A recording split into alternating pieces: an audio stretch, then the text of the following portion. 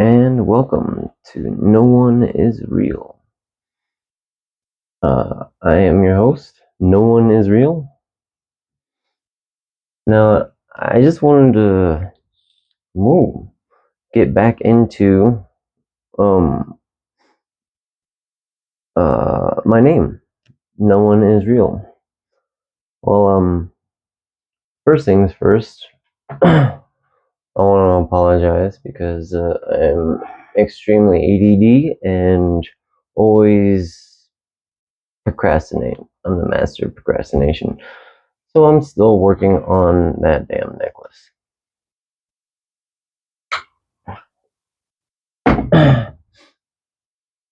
And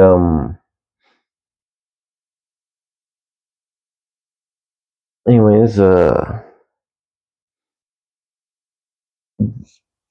the title Knoahn I actually acquired it stemmed from one hallucination realization that I had to another hallucination realization. um anyways, this is a long time ago. I've been partying partying. Man, I sounded like a white boy there. I've just been living it up, going to raves and doing drugs, all kinds of shit, Um, anyways, one night I did a whole gram of ketamine by myself, and I watched it was like two different movies. I can't remember the first one right now, but I remember watching Harold and Kumar Escape from Guantanamo Bay. Um, and yeah, I don't know why that movie resonated with me or how it reached out to me, but I guess I discovered the drug that everybody is on, or at least in my opinion. I've been addicted to putting my perception onto piece of paper, or another word, screen. And we're all addicted to screen, whether we're watching the screen or on the screen. Hey, come. Sorry, I freaked out on it. Anyways, whether we were, watching the screen or on the screen, or painting on a blank canvas, drawing on a blank piece of paper, or tagging a wall. It's all screen in my. It's just a terminology I came up with it. Came up with at the time, or anyways, and that the way we can use this addiction, I mean, because all addictions can be used in a healthy way, or a moderate way in order to improve our lives. It's how I envision. I've always seen external, substances as performance enhancers, or spiritual guides, and um, basically a teacher of many things. Like I've learned algebra just by um, trying to figure out my philosophy in a mathematical equation, and it was past plus future equals now. So I was P plus F equals N. Anyways, yeah, that was so long ago when I was like 21 when I taught myself that. But apparently that was algebra, and um, I later on took a algebra class. Sorry, I need to stop talking with my hands. It just makes my uh, um, phone stand freak out because I got one of those motion sensor ones. Anyways, just trying to figure out my philosophy mathematically, it turned into algebra apparently, and I went into a algebra class and this teacher asked, or he went and put an algebra equation up on the chalkboard and told all of us to solve it.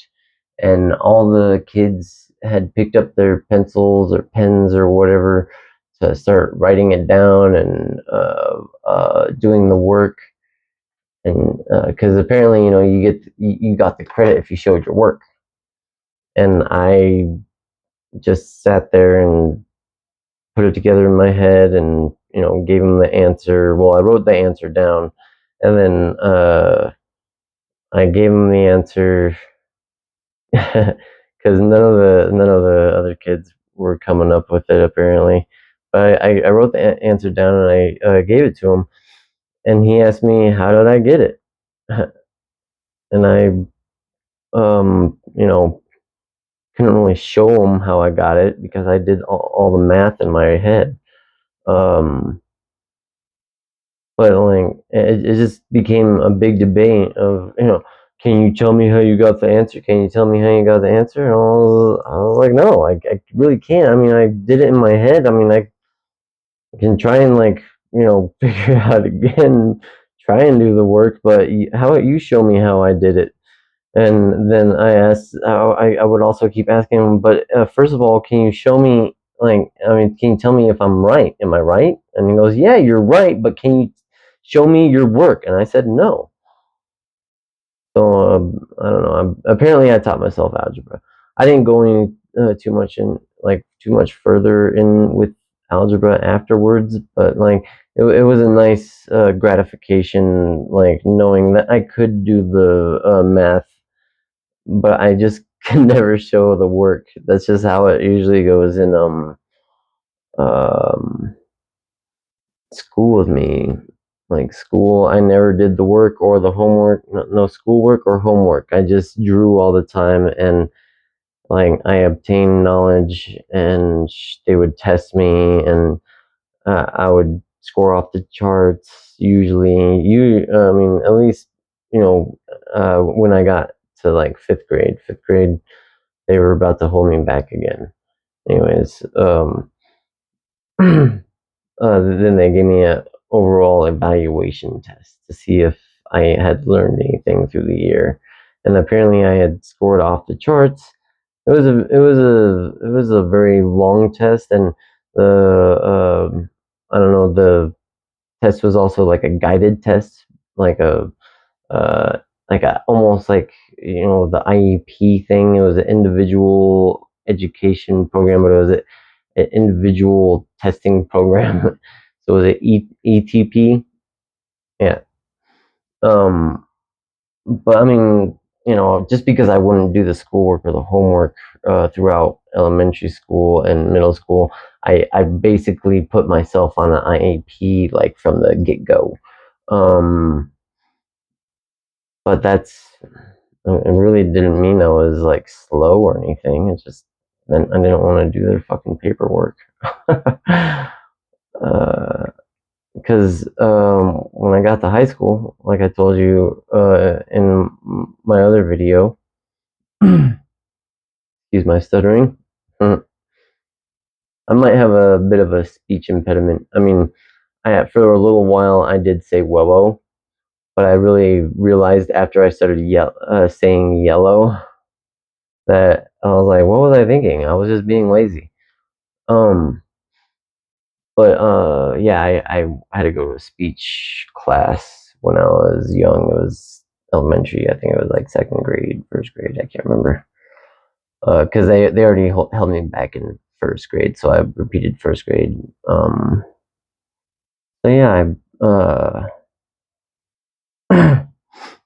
it definitely took me a minute to get out of school. It took me the whole 18 years. I mean, I was ditching in first grade. Like I couldn't help myself, and I was a I was a trouble kid uh, from the get go in kindergarten. Because I mean, I was graduating kindergarten, but uh, literally the day of that uh, kindergarten graduation, whatever, I some weird reason didn't want to be bothered on the playground. I was sitting by myself, and the kid just wanted to bug me.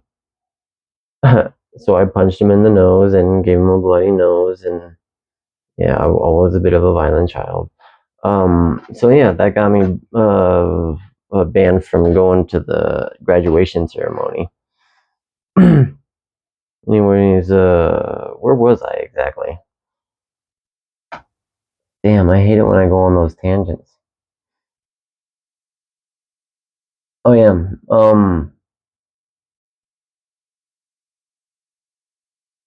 uh, I realized.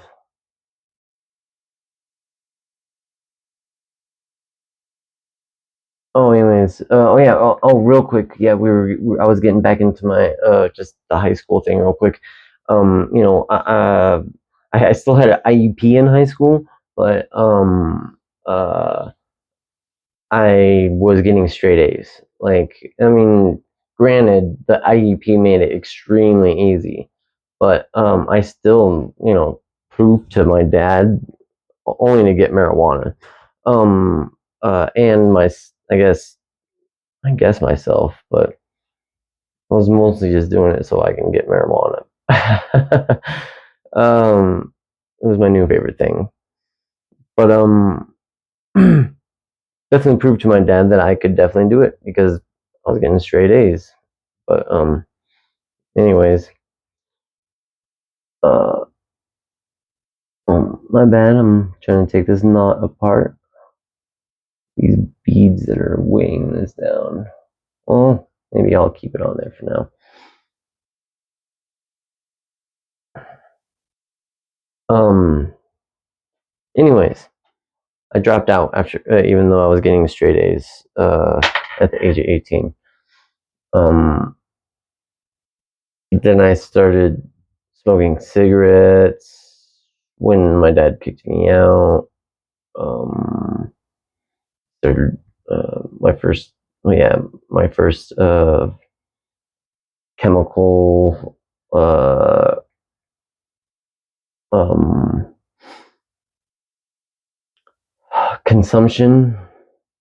Sorry, my first like street chemical consumption was LSD, and then ecstasy, and then psilocybin, and I fell in love with psilocybin. I couldn't stop. Like, I loved mushrooms for a very long time. I was doing them religiously. I was eating them at quarters at a time. Um, uh, and I even would mix them sometimes. Like, first time I ever mixed them, it was Texas Hold'ems and gold caps, like golden teachers. And the three other people I was eating mushrooms with, you know, they were really cool and stuff, and like I, thought we were having a great time. But like after I ate that second eighth, and a different, it's a different batch and all that. I guess I started, putting off the, good vibe or whatever that we were all enjoying at one point, and then I guess maybe I started filling the room with fear, and I didn't know how to stop. I guess I don't know, but that's because I was having physical like hallucinations. Like, for some stupid reason, every once in a while, like one of my friends would turn off the light and turn it right back on real quick, just like, just to be silly or whatever the fuck they were doing. I don't know. But every time they turned the light off, wherever I was, I felt like I was laying on body parts. Like, I felt like a knee in my back and all kinds of shit. And I guess I was describing, or yeah, like, I felt like a foot. There was a foot in my hand or something, and I started, like, sharing what I was experiencing with the group, and they apparently it was freaking them out. So my friend Jimmy, that knew me the most out of the three of them, after I was done throwing up in the bathroom, uh, came into the bathroom after, like he asked me if I was, okay, and like, yeah, I was like, yeah, I'm just washing up, and came in, and he had my bags all packed and ready to go, and he was like, dude, I mean, we love you and all, but I think you really need to, like, head out, and like, I mean, you're kind of freaking them out and stuff. And I was like, all right. So, I mean, my sister was coming into town anyways, and I needed to meet up with my dad so we could go get her from the airport. But anyways, yeah, it was a very interesting trip for sure. Um, and then when I moved back to Colorado, my mom came and picked me up because she had heard I was out on the streets in Vegas. And I mean, granted, she didn't really have much to go back to in Colorado and Denver at the time, but she did have a friend that was willing to take us in. So we lived there for a little bit while as I moved into the age of 21, basically. But I was getting into the rave scene heavier and heavier, uh, and doing more and more LSD, and mostly mushrooms. But I started, getting into LSD. Sorry, more and more after the mushroom phase started phasing out. They just became really heavy for me, and like the there's certain experiences I've been experiencing more and more with mushrooms, that like just having weird reactions, allergic reactions. One, I was actually like, my throat was closing up, like, and it was not good. They had my mom had to come and stick me with an EpiPen. I mean, luckily I have EpiPens, but I mean that's just because I'm deathly allergic to bees. Um, so like, yeah, I don't know what the hell was on those mushrooms that wasn't cleaned off or whatever, but like, there are definitely amateurs growing mushrooms these days. And they need to do a little more research before just like handing them out, or selling them. Anyways, uh, this is the whole hallucinogenic path that I've been taking. I mean, there was a point in time where I just took a lot of ecstasy and Molly, and then I just started mixing with acid and mushrooms and 2CI and 2CB. Those ones I like to mix ketamine with. It was very, I don't know, it was amazing. Like, there's one time I turned into like a magenta color, I guess, and I was just, drifting through space just as a color. Anyways, um, what a trip. Oh well, I mean, and fuck, man, this LSD. I mean, I've had a lot of LSD, but there's this one trip that I will never forget. Like, it's always stuck in my mind. Uh, this I had no idea, like, how strong it could be. Um, but I went home with the friend that I was, sleeping on his couch, um, and, from a birthday party I was coming home from, and like, oh my god, there's so many different substances there. It's crazy. But I met a very interesting hippie from the mountains. His name was Circus. I thought that was very. I mean, I just I love all these nicknames. But got the knot undone. Look at that. Yeah. So I smoked some DMT with him. Some that I had on me, and he gave me a drop of LSD that he had on him, uh, and it was very like gelatin like almost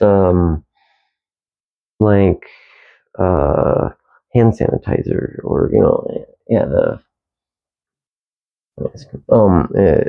a gel. It was a gel because the way he like placed it on my finger, it just like stayed in place, and a bubble, like it was rounded. It was cool. Anyways, I licked it off my finger, and we smoked a bowl of DMT, and we meditated together. And I mean, I didn't feel it right away, like, of course, but I mean, once I got home, my roommate or buddy, started playing. I mean, well, we had a couple of friends over too, and I think we were playing cards or something, and we're smoking cigarettes and smoking weed and just having a good time, and um, they put on some new screamo shit that was out, that was just out. It was like Broken Side, or um, I Set My Friends on Fire, or something, underground screamo shit. I mean, I shouldn't call it shit. I mean, I enjoyed the songs that he was playing because they were all covers of like, they're like on the radio hip hop songs like Apple Bottom Jeans and Boot, Soldier Boy. Like it was pretty awesome.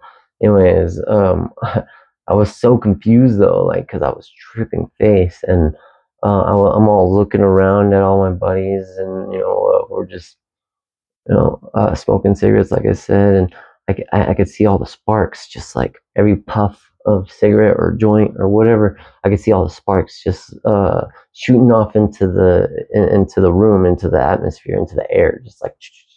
And then all of a sudden, I was transported into a triangular hallway, where the walls and the floor were made up of triangular speakers, neatly, packed together, uh,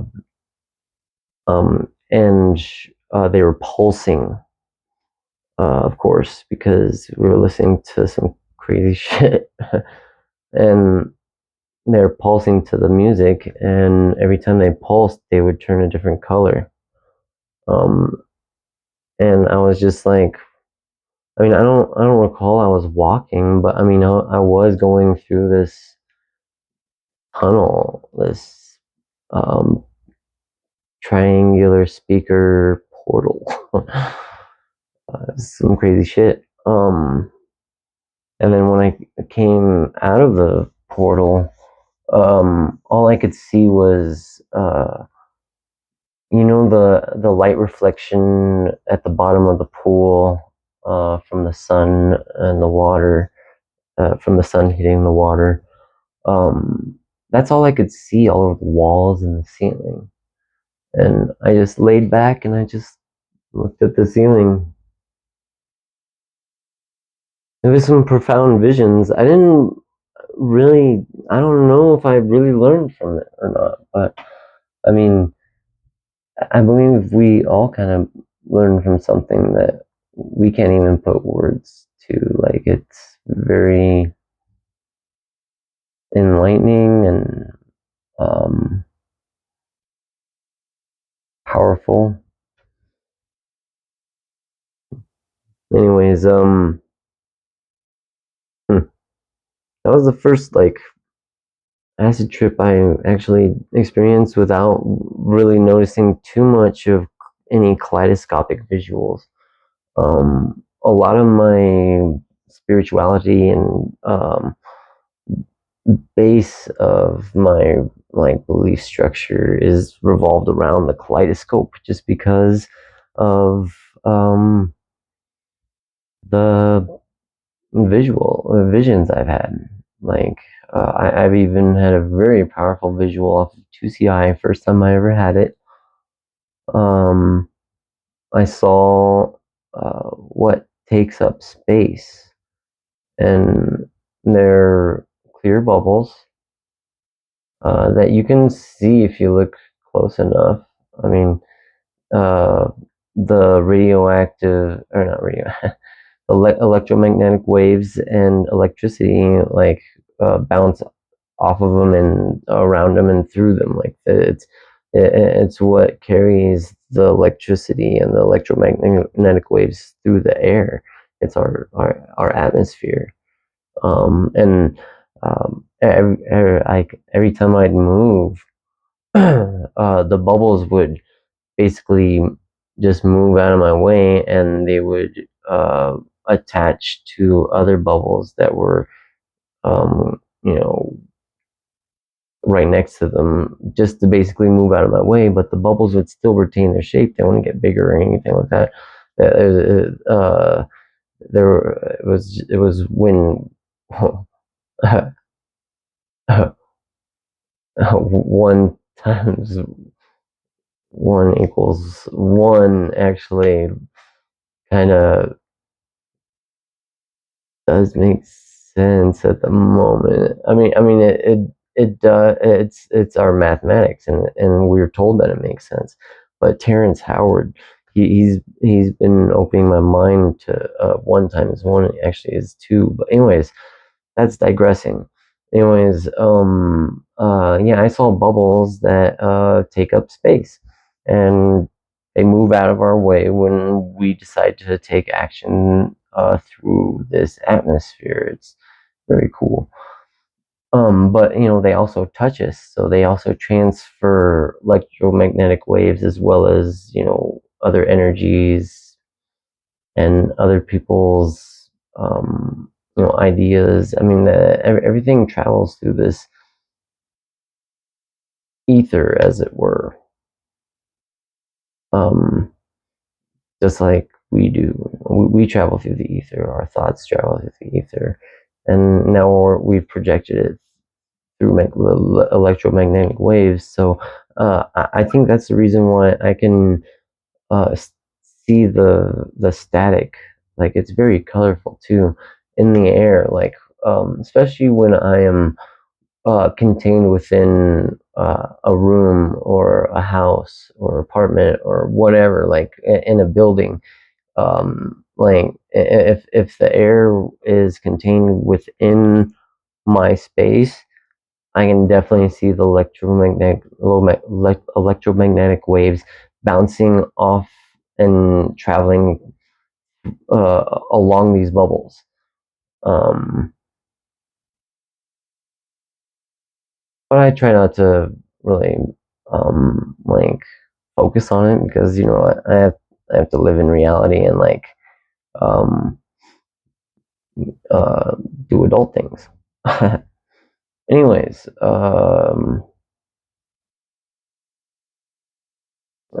this one time on ketamine, when I realized that we are all on screen, I also came to the hallucination realization that I know nothing. Um, and I kept repeating, I know, I don't know, I know, I know, I know. Like, I know, I don't know, I know. Like, and it was just very, like, profound to me. Like, that at least I know that I don't know. I don't know. And I don't know. I also heard after like trying to explain this to somebody. I heard that uh, a famous quote. I can't even remember who said it. I'll have to do my research. I think it was Einstein, or I don't know. But he said an intelligent man would say he knows nothing, and I thought that was very profound, and it resonated. Um, and I continue to live in the wonder and the wow, rather than the just the now. I mean, the now is very important, but I also I'm trying to feel every moment, every um, emotion. And yeah, oh yeah, that led to another profound trip I had. Uh, Very first time and only time I've had mescaline, at an Alex Gray show. Vibe Squad was playing, and other various DJs. I couldn't tell you all who. Uh, downtown Denver. It was amazing. It was an awesome show, and I had no intention of, well, I mean, really getting that messed up. I mean, I always had, hope. Excuse me. But I've always been broke. So I had a ticket to Alex Ray, so I went, and I went with some friends, and uh, they gave me some kratom, and I didn't really experience the kratom because, again, I was on mescaline later on. But they were like, oh, it's great. It feels like ecstasy. You'll feel like you're rolling. I was like, all right, I'll check it out. But I hear that kratom is actually used for, like, alcoholics that are trying to get off alcohol as well as heroin. But more so alcoholics. I mean, um, heroin's that's a heavy one. Like, that's a heavy one to supplement with just kratom, I think. Uh, anyways, and I don't really have too much experience with heroin, so I don't really have much room to talk. So, anyways, um, yeah, I went to this Alex Gray show on kratom, and, like, I was there maybe 30 minutes, maybe, and two girls walked up to me and asked me if I wanted some mescaline, and I told them I had no money, and they said, we didn't ask you that. I was like, hell yeah, yeah, I want some. And I got my stories mixed up earlier with a friend because I told them this story. But yeah, no, they totally puddled me in my hand. They didn't puddle me in my mouth. Um, uh, but yeah, I licked it all up, and I was transported to another dimension, like, the bathroom dimension. The bathroom dimension. I was thrown up bad. Oh my god, bad. Like, I think I threw up in every toilet, almost every urinal, and the sink, and the trash can on the way out. Like, it was awful.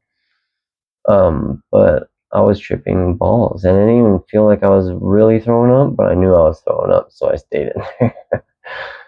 Anyways, I finally got out of there, and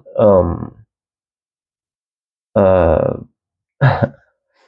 dude, the girls ran into me while I was just, like, sitting down on a bench near my friends, and I'm just like, I look like I'm going through it, look, I look awful, and they're like, "Are you okay? Like, we've been looking for you forever." And I was like, "Yeah, I've just been in the bathroom, just throwing up. It's cool. I'm okay though. Just needed water." And they're like, "Are you sure you're okay?" I was like, "Yeah. Why? What's up?" They're like, "Because we saw the bottle after we gave you some, and we realized we gave you way too much.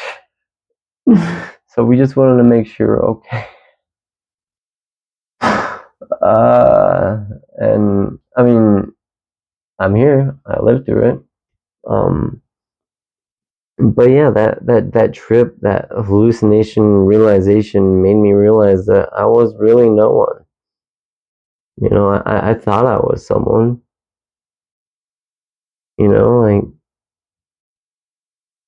I mean, I am someone, and so are you. Everybody is. But you really have to know one. You have to know one self is real. And then you might become someone. I mean, I'm still working on it, but I do feel different, and I do feel like someone now. And I really do feel like I know one self, and I know you can too. And the Israel part, um, that didn't really come to me till a lot later. I mean, just recently, actually.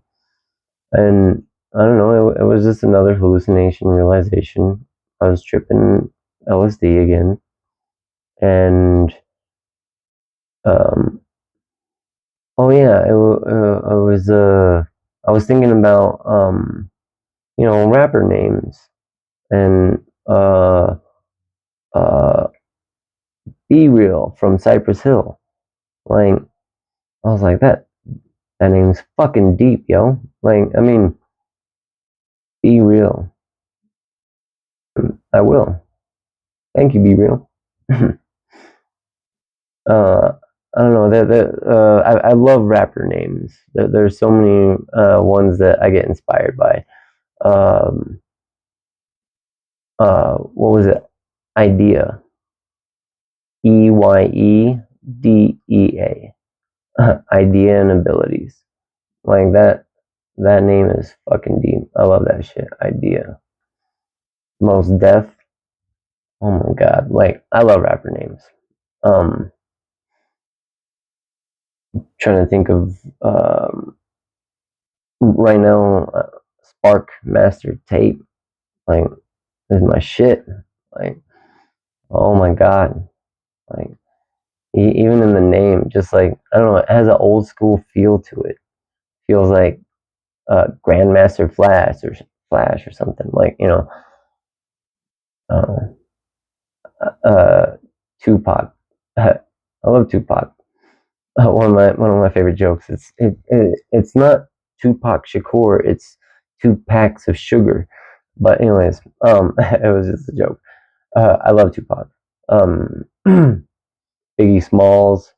I love the um, duality there, or it's yeah, it is a duality, but it's just I don't know. That's a deep fucking name in my opinion. I love that shit. I'm sorry, but Puff Daddy, not creative. Anyways, uh, oh yeah, Palmer Squares. It's underground group, whatever. Um, uh, Man, there's a lot. Anyways, I don't want to get into it at the moment, but I want to get back to the Israel part. But yeah, the Be Real, I will, and Israel for sure.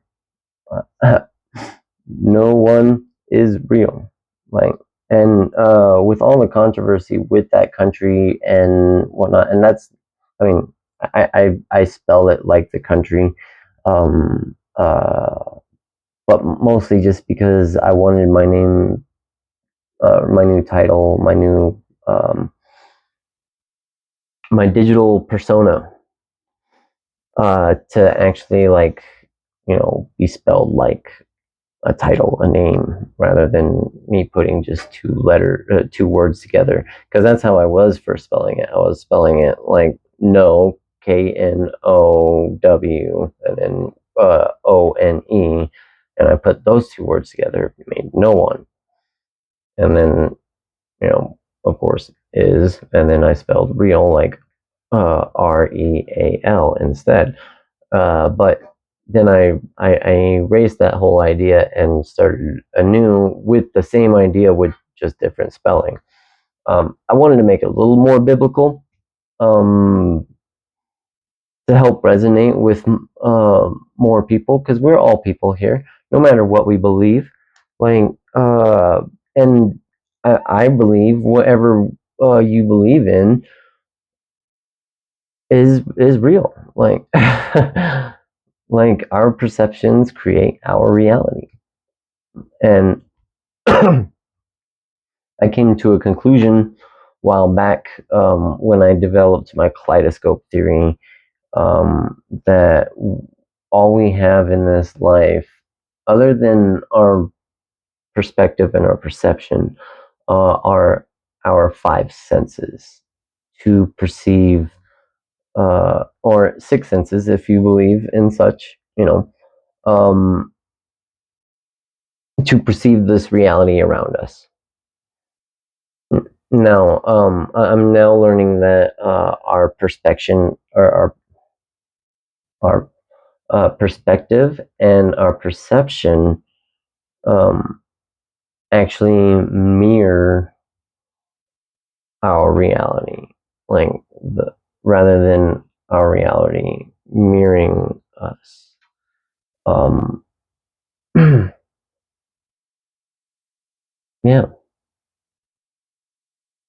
So I'm trying to flip the dimensions per se, I guess, or flip into a mirror dimension that reflects the best looking, the best um, outlook, the best me that I can be. Goddamn army. But I'm not from I never went into military. But man, I hope I don't get like that cut or whatever. Um Give me 1 second. Sorry. Someone was calling me. I'll get back to it later. But yeah, I'm trying to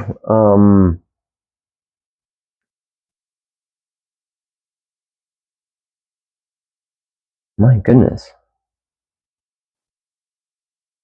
I'm trying to reflect my light into my outer, my external being. And yeah, I'm happy you all are here to see my transformation. With that, no, I'm gonna let you go. I'm gonna get back to my necklace, and hopefully, I'll have a shit ton done. Shit ton done. By the time I record again. All right. Peace, y'all.